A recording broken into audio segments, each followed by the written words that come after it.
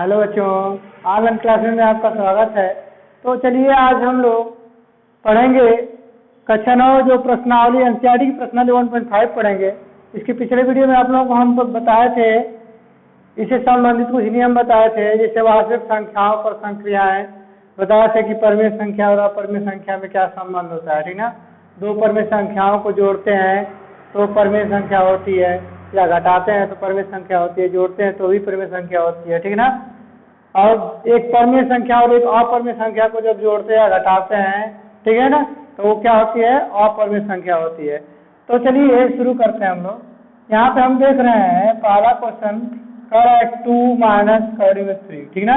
तो चूंकि 2 क्या है, चूंकि 2 परमेय है, ठीक ना, परमेय संख्या है, तथा √3 अपरमेय है, ठीक ना, अपरमेय है, इसलिए 2 माइनस कड़ी में 3 क्या हो जाएगा, अपरमेय होगा, ठीक ना, अपरमेय होगा।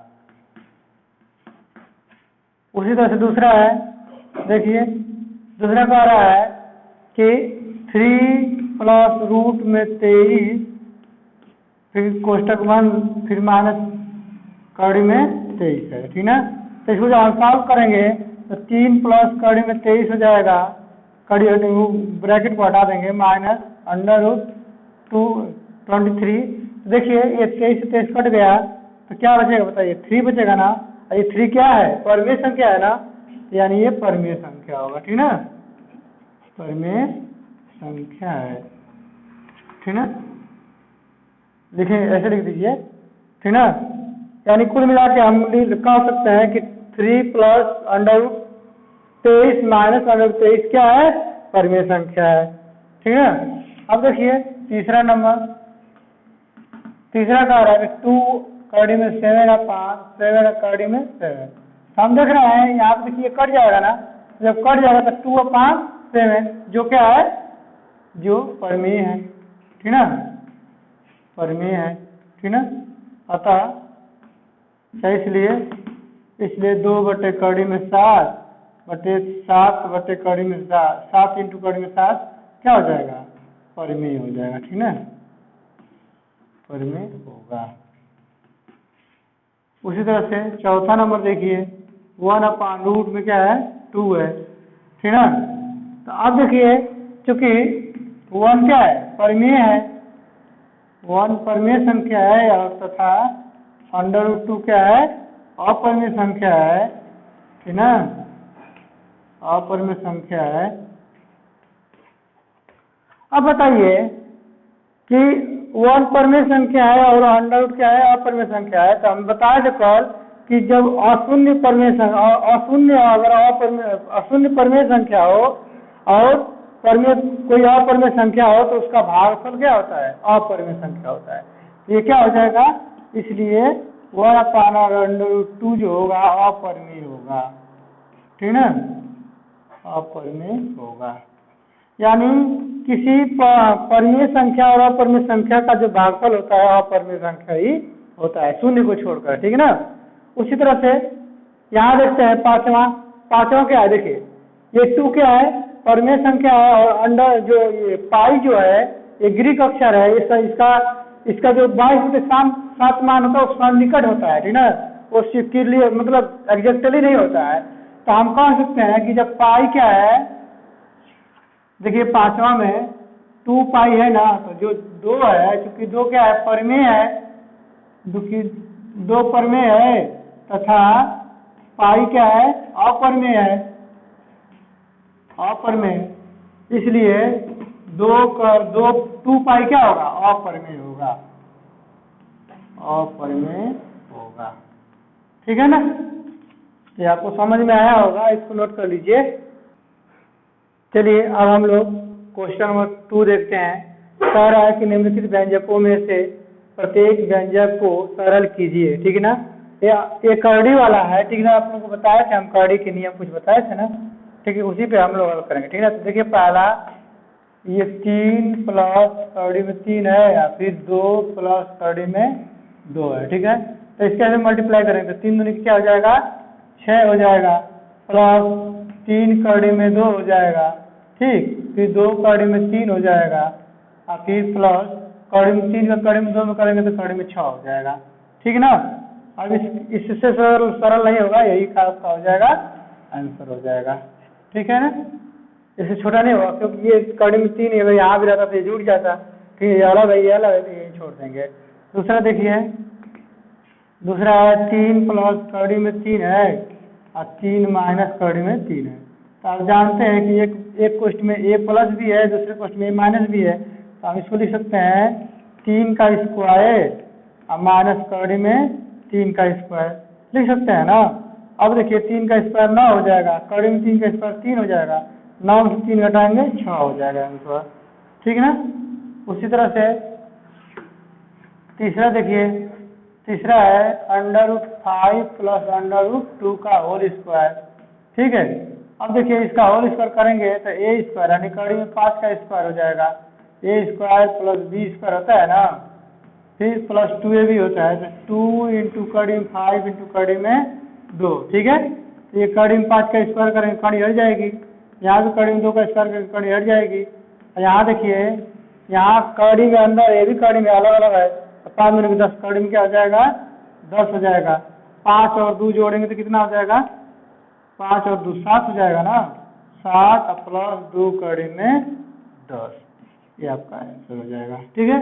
अगला क्वेश्चन चौथा देखिए, चौथा कह रहा है कि √5 माइनस √2 और दूसरे ब्रैकेट में √5 प्लस √2, ठीक। तो आप देख रहे हैं ना कि एक वन ब्रैकेट में a plus B A minus B है, दूसरे क्वेश्चन में a प्लस बी के रूप का है, तो ए स्क्वायर माइनस बी स्क्वायर बन जाएगा, यानी ये हो जाएगा कड़ी में 5 का स्क्वायर और माइनस कड़ी में 2 का स्क्वायर। तो जब इसको कड़ी में 5 का स्क्वायर करेंगे तो 5 हो जाएगा, कड़ी में 2 का स्क्वायर करेंगे तो 2 हो जाएगा, 5 में 2 घटाएंगे तो क्या आ जाएगा 3 आ जाएगा, ठीक है। तो ये आपका रहा क्वेश्चन नंबर 2 का आंसर, इसको नोट कर लीजिए, नोट कर लीजिए इसको। चलिए क्वेश्चन नंबर 3 देखते हैं। कह रहा है कि आपको याद होगा कि पाई को एक वृत्त की परिधि, ठीक ना, मान लीजिए परिधि क्या है c है, तथा उसके व्यास मान लीजिए d के अनुपात से परिभाषित किया जाता है, ठीक ना, अर्थात पाई बराबर c/d है। इस तथ्य का अंतर विरोध करता हुआ प्रतीत होता है कि पाई अपरिमेय है, ठीक है ना। इस अंतर विरोध का निराकरण आप किस प्रकार करेंगे, ठीक है। तो देखिए क्योंकि हम लोग जानते हैं कि जो लंबाई हम लोग नापते हैं, ठीक ना, किसी यंत्र से नापते हैं लंबाई को, ठीक ना, फिर किसी अन्य यंत्र से नापते हैं, तो कुछ ना कुछ उसमें डिफरेंट आने लगता है, ठीक है ना, यानी सन्निकट मान आने लगता है, ठीक है। यानी चूंकि हम जानते हैं, ठीक ना, चूंकि हम जानते हैं कि किसी लंबाई को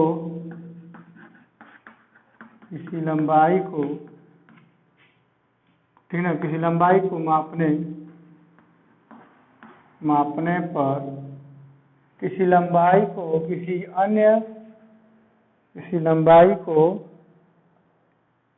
स्केल या, ठीक ना, स्केल या अन्य युक्ति से, ठीक ना, अन्य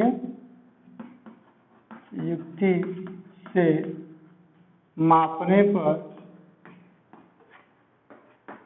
किसी अन्य युक्ति से मापने पर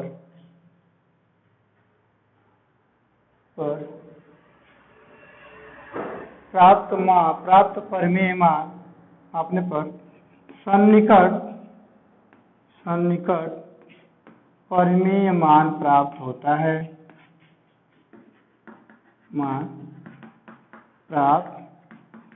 है, ठीक ना। यानी क्योंकि हम जानते हैं किसी लंबाई को स्केल या अक्षीय युक्ति से नापेंगे हम लोग, मापने पर जो उसका मान आता है वो सन्निकट मान होता है, ठीक ना, सन्निकट मान प्राप्त होता है। इसलिए हम लोग कह नहीं सकते हैं कि c/2 क्या है, c तथा d जो है, इसलिए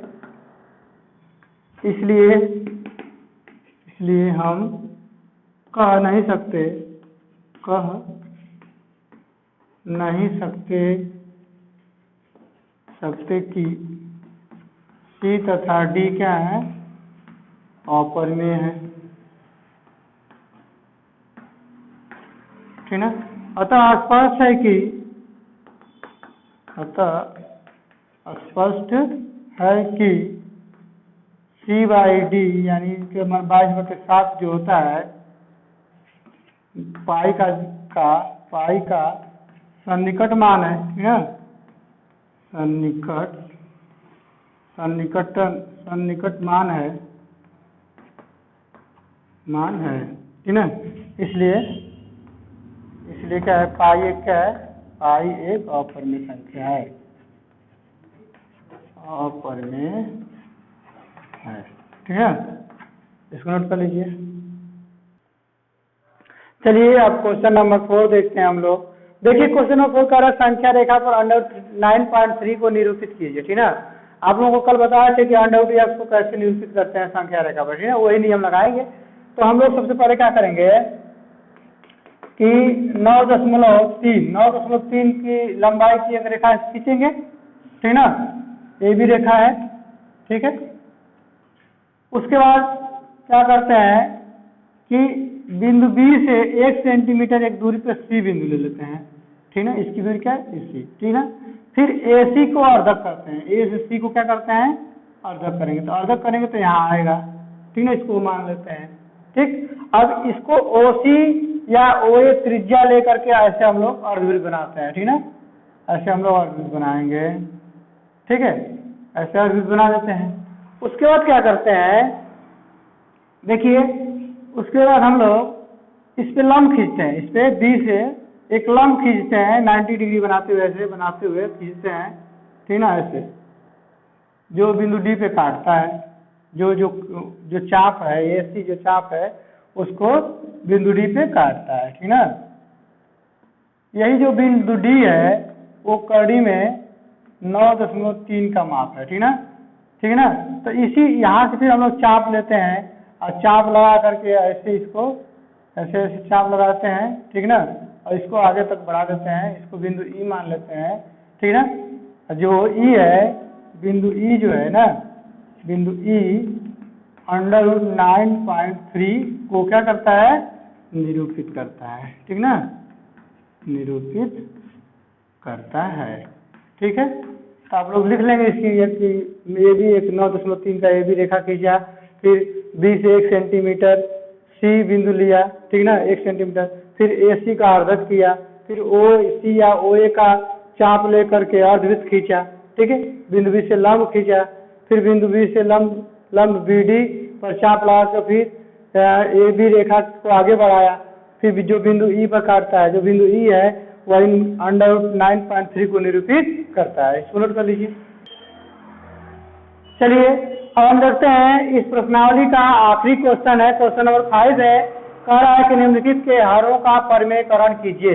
आप लोगों को कल हम बताए थे कि हर का परिमेयकरण करने के लिए उसके नीचे जो अंडर होता है, जैसे मतलब अंडर को हटाया जाता है। ठीक ना, तो अंडर को हटाया जाता है। जैसे पहला सवाल है, पहला जैसे 1/√7 है।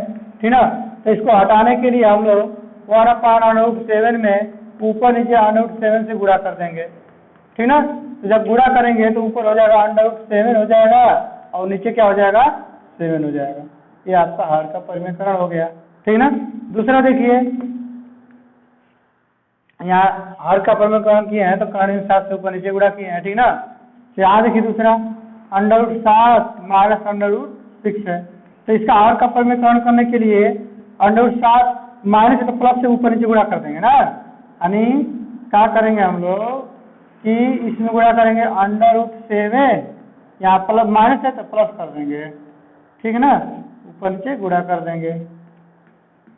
ठीक, जब गुणा करेंगे तो ऊपर हो जाएगा कड़ी में 7 प्लस कड़ी में 6 अपान ये हो जाएगा। देखिए ए माइनस भी है, ए प्लस भी है, तो कड़ी में 7 का स्क्वायर हो जाएगा और माइनस कड़ी में 6 का स्क्वायर हो जाएगा।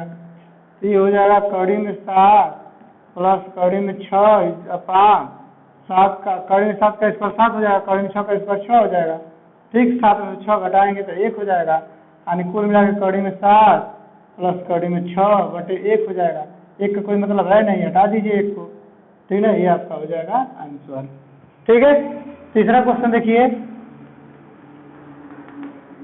तीसरा है 1/√5 प्लस √2 है। तो इसका हर का परिमीकरण करेंगे तो 5 प्लस कड़ी में 2 है, तो इसको हम लोग 5 माइनस कड़ी में 2 से ऊपर नीचे गुणा करा देंगे, ठीक ना। जब गुणा कराएंगे तो ऊपर तो कड़ी में 5 माइनस कड़ी में 2 रहेगा ही रहेगा, नीचे वाला हो जाएगा a plus B a minus B है, यानी कड़ी में a स्क्वायर, यानी कड़ी में 5 का स्क्वायर माइनस कड़ी में 2 का स्क्वायर हो जाएगा, ठीक। ये हो जाएगा कड़ी में 5 माइनस कड़ी में 2 बटे में 5, कड़ी में 5 का स्क्वायर 5, कड़ी में 2 का स्क्वायर 2, 5 में 2 घटाएंगे 3 हो जाएगा, यानी कड़ी में 5 माइनस कड़ी में 2 बटे 3 हो जाएगा। ये आपका आंसर हो जाएगा, ठीक है।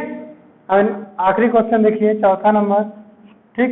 कह रहा है कि 1/√7 माइनस 2 है ना, ठीक।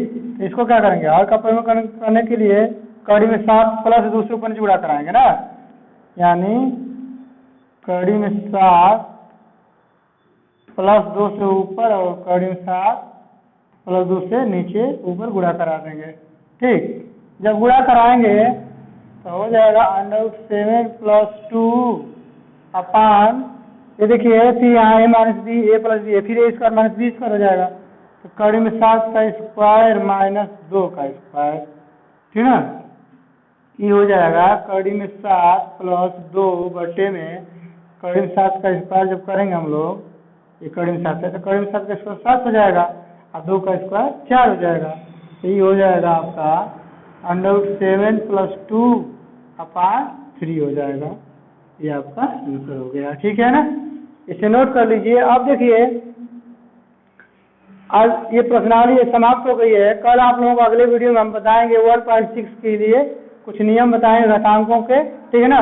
उसके बाद प्रश्नावली चालू कर दिया जाएगा। तो मिलते हैं अगले वीडियो में, तब तक के लिए धन्यवाद।